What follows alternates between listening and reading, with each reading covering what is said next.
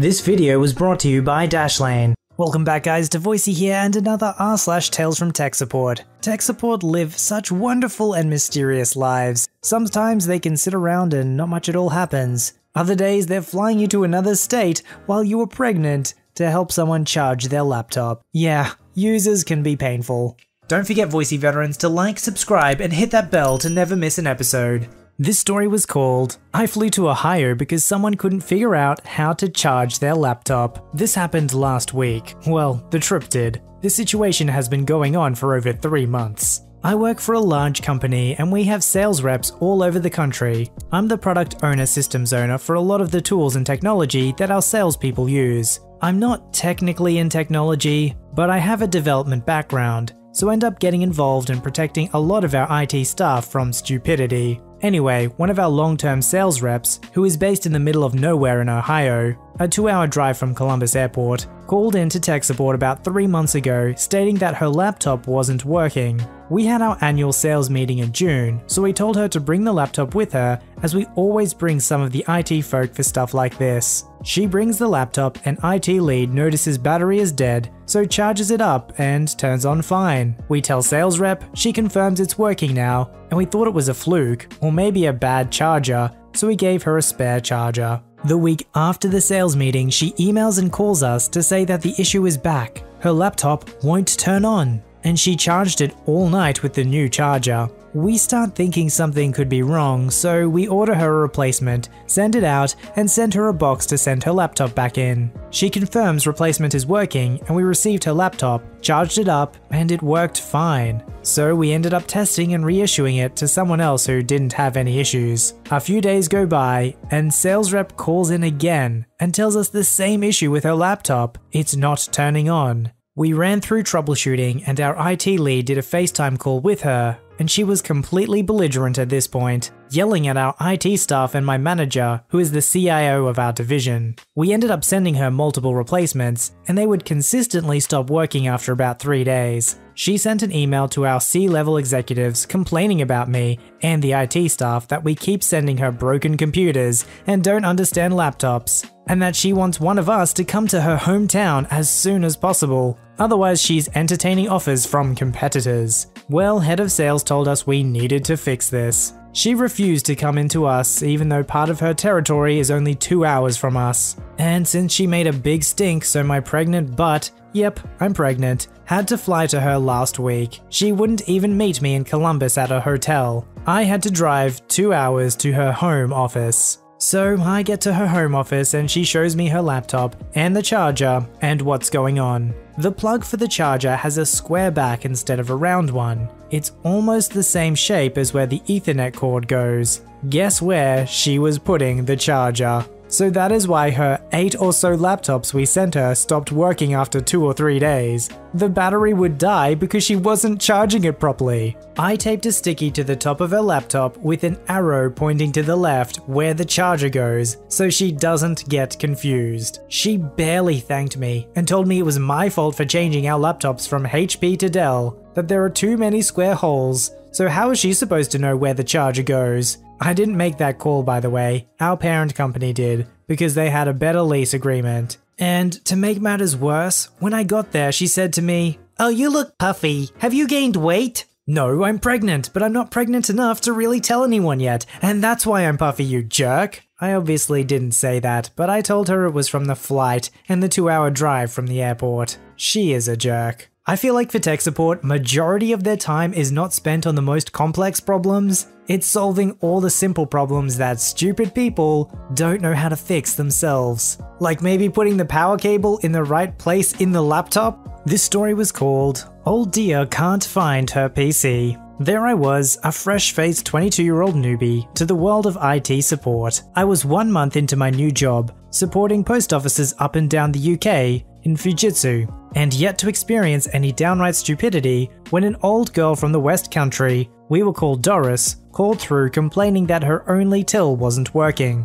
After trying to diagnose what "it isn't working" means for around 10 to 15 minutes, I gathered that the PC unit wasn't powered on. I was frustrated that such a trivial problem took so long to diagnose, but it ought to be plain sailing from here. 90 minutes of trying to describe what the base unit looked like, where it was positioned, and so on, began to suggest that the freaking thing wasn't there. Doris was absolutely insistent that nothing that was about 6 inches wide, 18 inches tall, and made of black metal or plastic with several small LED lights next to a gold power button existed under her counter, and more so that she'd never had one, and that her till was just the monitor and the keyboard were all she'd ever had. Just as I was about to give up on life, this exchange happened. You know, I think I can see this small black thingy you're talking about, my love. Fantastic. Can you just see if there's any lights on? Or if not, see what happens when you press the power button, please. Oh, I'm sorry. There were definitely no lights on this box. Just a silver button in the middle. I wasn't aware of any units with silver power buttons, but perhaps this was an older unit? It could be difficult to see the lights under the counter if the unit is off. Are you able to press the button? No, dear, it doesn't press in. It doesn't press in? Is it stuck? Does it look like it should press in? It doesn't press in, it's sticking out. It's sticking out? Does it look physically damaged? No. It looks like it's supposed to be like that. At this point, I'm completely stumped. There's no tech there matching Doris's description of this box. There are numbers. Sorry, numbers? Where are they? On the silver thing. Penny drops. Okay, it sounds like you're describing your safe. Yes, it's where I put my money. The safe has a computer. Your safe has a computer. Yes, the safe has a computer. Is it on? It doesn't appear to be, my love. Could you turn it on for me, please? Yes, okay, one moment. Phone goes down. I hear some mumbling and the unmistakable whir, then triple beep of the old Dell crapbox booting. Well, I'll be, that's done it. My monitor is coming on. Through fits of laughter and tears. Yes, madam, that's the base unit for Till 1. Oh, I'm ever so sorry. I feel like a right wally. Yep, Doris. That's because you are. For those who had to transition from tills that were just mechanical to ones that were run by a computer, it's actually a little bit scary if you think about it. It used to just be, you know, put in the key or whatever and it'd open up, and then you have access to the money, you can process all the sales. If you were older and you didn't really understand how computers worked, and now all of a sudden to actually run your business and exchange money with your customers, you have to have a computer running, it'd be pretty daunting. However, most of the time it seems like if you just know how to turn on the device, then you're probably good to go. This story was called Hero to the People, or The Case of the Confidential Password. Here's a short tale on how my school's administration manager declared me a hero to the people. A little bit of background. My school has 3 distinct networks, a semi-public one, which all teachers and pupils can connect to, and which is obviously ranked lowest in the router's list of priorities, a private one for all the school's PCs, and a seriously locked down one for the administrative and privileged stuff. The latter one also isn't supervised by our school's own IT staff, but by a dedicated company, which solely does this kind of work for our state. They're also a bit weird. You'll see. So our administrator, let's call him Felix, has this really powerful laser printer, colored prints, duplex, really fast, stapler, everything you might need to print lots of documents, be that certificates or disciplinary records. Costs a considerable 4-figure sum. He recently had to replace the fuser. That one was easily done. Open the lid, pop out the old one, push new one in, close lid, reset the fuser counter. It was the last step where we hit a small snag. The menu in which to reset the counter was password protected. The company, in its undecipherable wisdom, had decided that because the printer was connected to the administrative network, that all its features needed to be locked down, hence the password. I'm not precisely sure what havoc the maintenance menu could wreak on the network, but hey, and yes, maintenance menu. This printer also had a separate configuration menu, protected by a different password. Off to the support hotline he went to answer the riddles 3, promptly to be thrown into the abyss. You see, I kind of need this password. You cannot handle the password. For some reason, this then resulted in a 3-month standoff, after which the company could finally be persuaded to dispatch a technician. Come the day of his arrival. Good morning. Can you help me with this password issue? You cannot handle the password.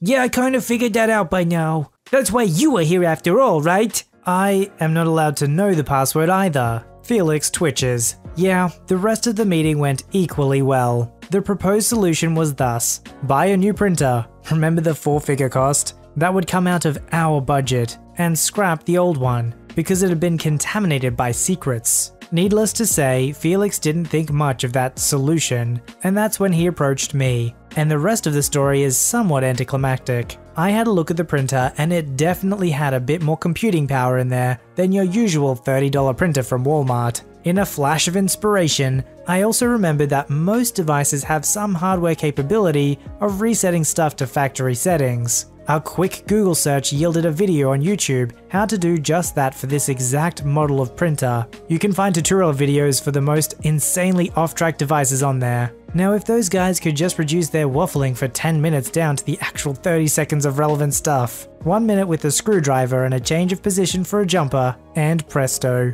No more password. And yes, the default configuration works just fine too. It was then that I received my title of Hero to the People for about 1 day, after which had to talk to my principal who for some weird reason is not that keen on new and exciting blotches of color on the ceiling. I'm also a chemistry teacher. Passwords are usually supposed to be a good thing, like it helps protect your valuables, not stops you from getting access to them. Now if this school had Dashlane, that wouldn't have been a problem. Dashlane makes the internet way faster and more fun. How often are you ready to buy something but you don't have your credit card handy? Dashlane means you never have to have your credit card on you. How often do you forget or reset your password? You'll never forget or reset a password again with Dashlane. For anything that requires filling out forms online, from checkouts to taxes, from buying airline tickets to applying for a job, Dashlane has you covered with one-click autofill. It also works across all devices and browsers, so wherever you go, your passwords go with you. Click on the link in the description below to get your 30-day free trial of Dashlane Premium, and use the coupon code VoiceyHere at dashlane.com/VoiceyHere to get 10% off Dashlane Premium, but only for the first 200 people. This story was called Users, What Are They Good For? My job technically has nothing to do with tech support. We do have an IT person at work who is responsible for that sort of thing, but my office is over the road from the main building, and as the only person in our building who even approximates to technical competence, I am often the "we can't be bothered to phone over the road to talk to the real tech support person," or the "our tech support person is on holiday" person, and end up doing the first level of troubleshooting, which leads to a lot of stupid questions, especially on Wednesdays, because I work in archive and Wednesdays are when our most technically inept volunteers are here. And so, every Wednesday, I brace myself for a slew of exceedingly stupid problems which turn out, in fact, not to be the computer misbehaving at all, but our volunteers being unable to follow the most basic of instructions. Which brings me to yesterday. For context, some of our volunteers are working on a digitization project, where they scan archive items on a flatbed scanner and add metadata to the resulting file so they can be searched for. So yesterday, my favorite volunteer came into my office to tell me that there was a problem with one of the photographs that had been scanned. Okay, I said, what's the problem? The problem is that it had been saved with the wrong file name. Okay, that's easy enough to fix, so I changed the file name. Next step, ask volunteer to make sure that the label for the physical photograph records the correct file name, rather than the file name that it was incorrectly originally saved as. Well, I didn't scan it. Okay, but it was meant to be in the box that you were working on. So we looked through the box and sure enough, it's not there. Okay, wonderful, brilliant. So volunteer leaves the box that they were working on with me, and leaves as they need to go. I double check the box. Photo definitely still not there. I check volunteer's other box. Photo not there either. Okay, fine, great. So I checked the digital version of the photo for clues. It was scanned last week, on the day that our problem volunteer was in the folder that they work in. And it was scanned with a file name suggesting that it was in the box that they were working on last week. Double check that box. Still not there. Go back to the file metadata, owner, volunteer. So much for I didn't scan it. Go into the office that volunteer was working in to see if it had been left around somewhere there, not on the desk. Opened up the flatbed scanner. Turns out that I've just wasted 20 minutes searching for the photo which the volunteer had left in the flatbed scanner, and somehow had failed to notice in 5 hours working at that workstation. Goodness only knows what they were doing in that time. I don't understand the philosophy of volunteering to help when you actually just make things worse for everybody else. Is it just so that they make themselves feel good that they're doing something? Maybe they're bored? Don't get me wrong, I think it's great when people volunteer for stuff. It's just volunteer for stuff that you're good at.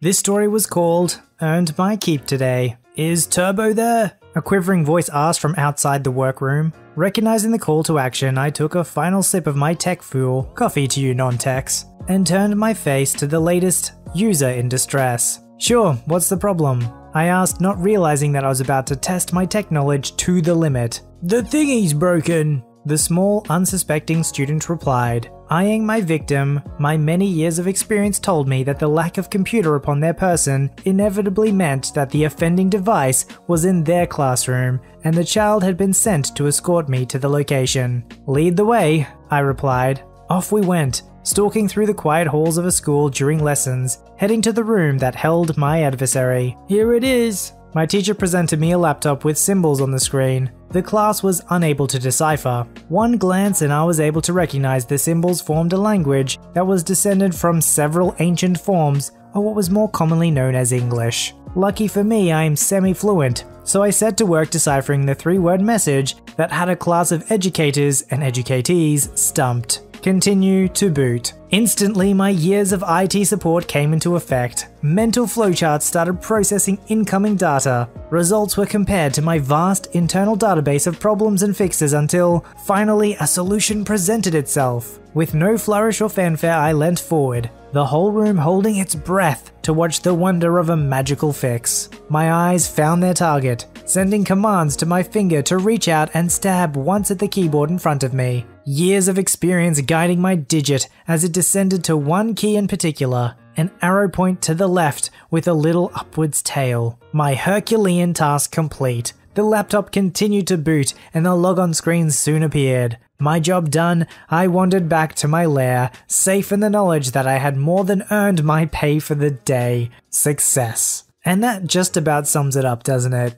I think if they worked really hard, they would have been able to work out how to fix the problem themselves. But it's almost like because there's IT, well, let's just get IT involved so they can press the enter key. Wonderful.